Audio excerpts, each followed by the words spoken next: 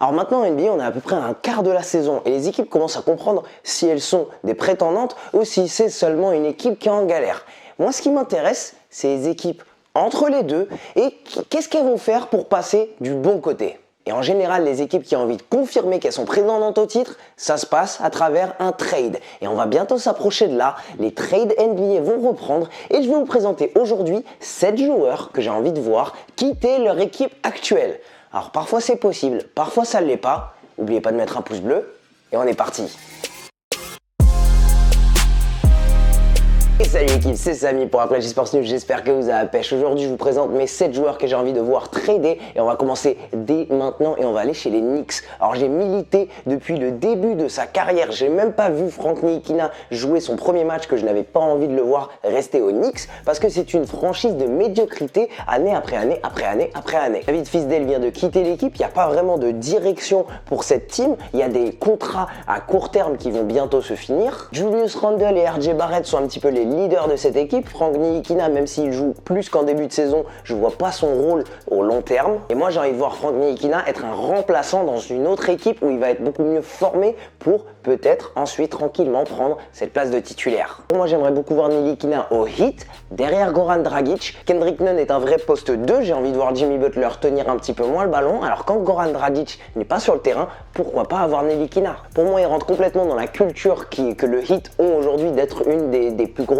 défenses de la ligue. Mais si c'est pas à Miami, je le vois rester en Floride, à Orlando. Avec Evan Fournier et cette équipe qui cherche un petit peu le prochain meneur qui n'est pas DJ Augustin, je pense qu'il peut faire partie de cette deuxième rotation derrière DJ Augustin. Et ce que j'aime beaucoup, c'est l'idée d'avoir défensivement un Frank Ntilikina et un Markelle Fultz qui peuvent vite partir en contre-attaque. Ça te fait des points faciles à Orlando. Sinon, je le vois et je le voyais depuis le début de sa carrière être à Détroit parce que Frank Ntilikina, c'est un joueur qui était censé être à Détroit. C'est un joueur qui est l'image de Détroit parce que Détroit, de tous les temps, les Pistons, quand ils étaient bons, ça commençait par la défense. Et comme vous allez le voir dans pas mal de mes prochains trades, je vois souvent Détroit se rafraîchir à l'extérieur. Vous allez voir. Mon deuxième joueur que j'ai envie de voir trader, c'est Chris Paul, qui joue aujourd'hui au Oklahoma City Thunder. Et il est parti pour une fin de carrière assez délicate. Avec son contrat qui est très dur sur l'équipe qui le signe ou qui le garde, on va avoir Chris Paul qui prend 44 millions sur sa dernière année. Il aura 36 ou 37 ans à ce moment-là de sa carrière.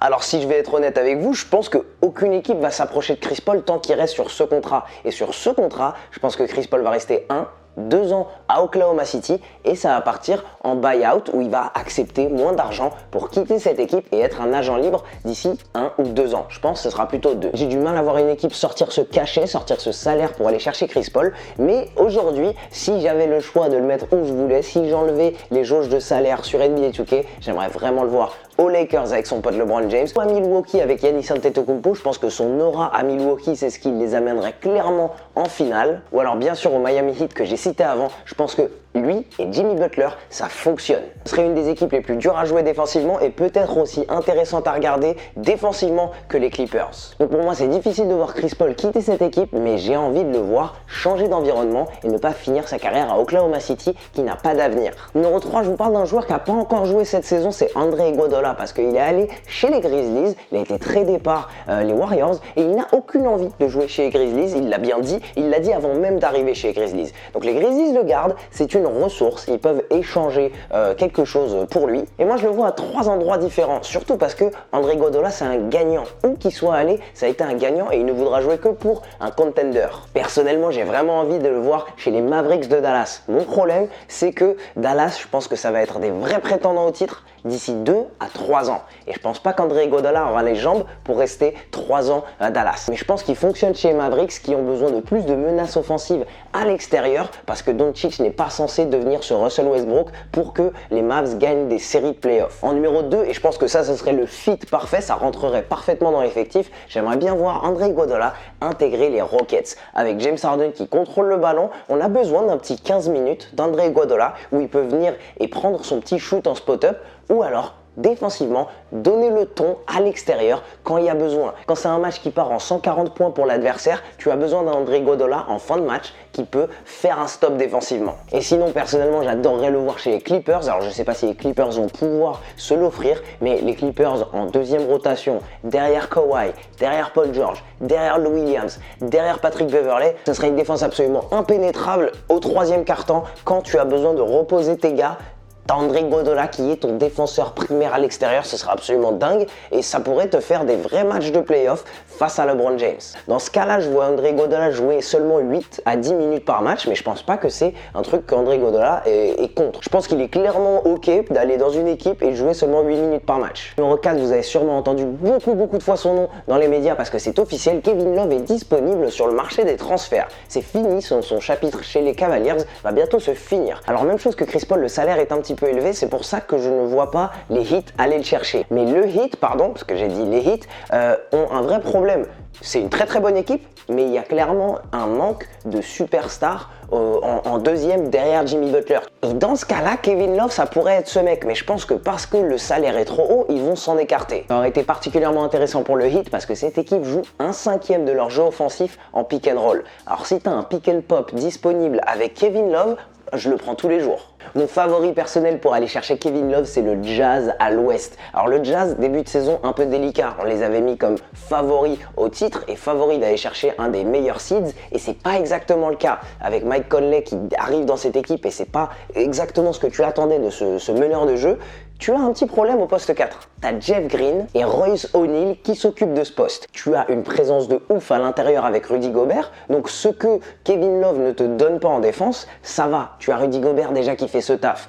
Alors un Kevin Love qui étire les défenses avec un Donovan Mitchell qui est encore sur son contrat de rookie, pourquoi pas aller chercher Kevin Love? C'est peut-être lui la différence entre un deuxième tour de playoff et une finale de conférence. Et la troisième équipe que j'aimerais vraiment voir aller chercher Kevin Love, mais ça sort un petit peu de nulle part, c'est les Phoenix Suns. Les Suns, ça fonctionne super bien, cohésion d'équipe nickel, DeAndre Ayton va revenir, on va voir comment il s'intègre, mais on a Dario Saric qui est au poste 4 qui fait un très bon taf cette saison. Mais pourquoi pas mettre Dario Saric sur le banc et avoir Kevin Love dans les titulaires, mais pourquoi pas intégrer Kevin Love dans une rotation avec lui, Saric, Ayton et Baines. Quand tu as besoin de cogneurs à l'intérieur, tu as Baines et Ayton. Quand tu as besoin un petit peu plus de finesse à l'extérieur, tu as Saric et Kevin Love. Et en plus de ça, t'ajoutes ça à Ricky Rubio, t'ajoutes ça à Devin Booker et Kelly Oubre. Pour moi, c'est encore plus une équipe cohérente. Et c'est ce que recherchent ces Suns après des années où ils ont vraiment galéré à trouver le bon coach, trouver les bons joueurs autour de Devin Booker. C'est de la cohérence. Alors pourquoi pas aller chercher Kevin Love? Parce que les Suns, ils sont pas en train de chercher à gagner un titre sur les 2-3 premières années. Donc le salaire est moins dérangeant pour moi pour les Suns. J'aimerais vraiment voir Kevin Love intégrer cette équipe et pour moi, c'est lui la différence entre une place en 10e et une place peut-être en 8e.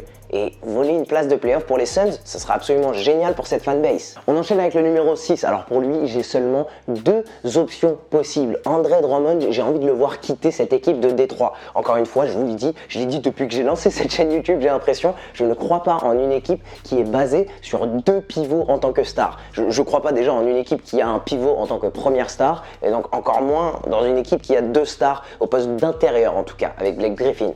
Du coup, je vois vraiment André Drummond quitter cette équipe de Détroit. Il a besoin d'une nouvelle, il a besoin de fraîcheur. Et quelle équipe pourrait lui apporter plus de fraîcheur que les Hawks d'Atlanta, qui ont besoin de sa présence, de cette tour à l'intérieur. Je suis désolé pour John Collins, mais c'est pas cette présence intérieure défensive. André Drummond, c'est ce mec. Je sais que cette saison, il le montre pas de ouf, mais je crois encore que c'est simplement un changement d'air, un peu plus de fraîcheur autour de lui qui lui apporterait cette envie de jouer et de redevenir un des meilleurs défenseurs de la ligue. Sinon, on part à l'ouest pour trouver un trade entre André Drummond et JJ Redick. Moi, je pense vraiment que les Pélicans sont en train d'être inquiets au sujet de Zion Williamson. Zion Williamson repousse encore son retour avec sa blessure au genou. Et pour moi, si t'es les Pélicans, tu vois déjà que cette saison, ça commence mal. Tu vas pas arracher une place de playoff, t'es juste en train de former ton équipe. JJ Redick, de son côté, va vite en avoir assez d'être avec des jeunes. Il a envie d'aller en playoff. Il a fait toutes ses saisons de toute sa carrière en playoff. Il n'a pas du tout envie de se retrouver au bas des classements à l'ouest. Pour les Pélicans, c'est hyper important d'assurer le poste 5 pour pas faire jouer Zion trop à l'intérieur. Et encore une fois, cette équipe jeune, elle a besoin d'un peu plus de gouache défensivement. Je pense que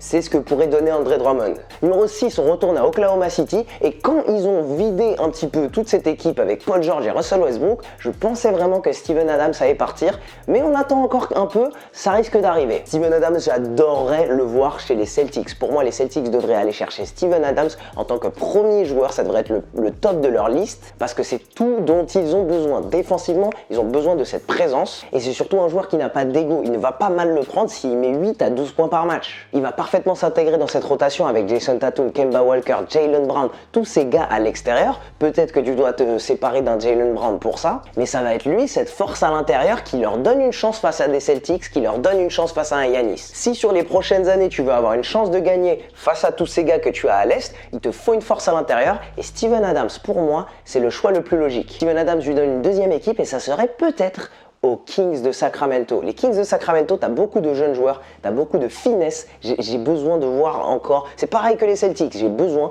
de voir cette force à l'intérieur. Et je pense que pour le développement de Marvin Bagley, avoir tous les jours à l'entraînement un Steven Adams, je pense que c'est vraiment pas mal. Alors pour le développement de cette équipe et aussi pour cette force intérieure qu'il apporte, je mets les Kings et les Celtics en tant que candidats pour aller chercher Steven Adams. Et en dernier, alors si t'es resté jusqu'à la fin de cette vidéo, là je vais peut-être te choquer, mais là c'est ma vidéo, c'est pas la tienne. Je te laisse mettre dans les commentaires les joueurs que t'aimerais voir être tradés. Moi j'aimerais bien voir Kevin Durant être tradé. Et je sais que je peux un petit peu pousser en disant ça. Mais est-ce que vous êtes convaincu que cette équipe formée autour de Kyrie et Kevin Durant gagne un titre? Avec Giannis Antetokounmpo qui est une bête à l'Est, tu vas demander à Kevin Durant de défendre ce mec? Avec les Joel Embiid et tous ces corps que tu vois chez les Sixers, ça va neutraliser un petit peu ce que fait Kyrie Irving dès qu'il drive à l'intérieur. Tu vas me dire que Kevin Durant va gagner face à tous ces gars en 7 matchs? C'est très possible, mais il va falloir qu'il mette 40 à 45 points face à ces Sixers. Et en plus de tout ça, tu vas me dire qu'avec Kyrie Irving, ça va durer plus de 2 ou 3 ans. Ils vont bien s'entendre plus de 2 ans. Parce qu'avec la blessure de KD, cette saison, il n'est pas là. La saison prochaine, il n'est pas à 100%. C'est seulement en 2021, en début de saison 2021, donc en octobre 2021, que je peux compter sur lui en étant au max. Tu peux pas planifier une équipe qui gagne un titre NBA 3 ans à 3 ans. C'est pas possible. C'est ce que les Clippers viennent de nous montrer. Les Clippers ont mis table rase maintenant. Les Raptors ont fait table rase il y a 1 an juste pour ça. Tu ne peux pas planifier pour 3 ans en NBA. Est-ce que vous êtes convaincus que ces Nets, menés par Kyrie et KD, ils gagnent un titre? Si je suis KD, j'ai vu beaucoup de symptômes en ce début de saison et je suis au moins confiant que quand je venais d'arriver aux Nets. Dites-moi ce que vous en pensez dans les commentaires. Dites-moi quel joueur vous aimeriez voir quitter son équipe. Il y a beaucoup de joueurs dans cette NBA qui auraient besoin d'un nouveau départ. Dites-moi qui est ce joueur pour vous dans les commentaires. Et pour tout le reste, on se retrouve demain à 20h pour plus de NFL, plus de NBA. N'oublie pas ton pouce bleu, c'est tout pour moi. Allez, ciao!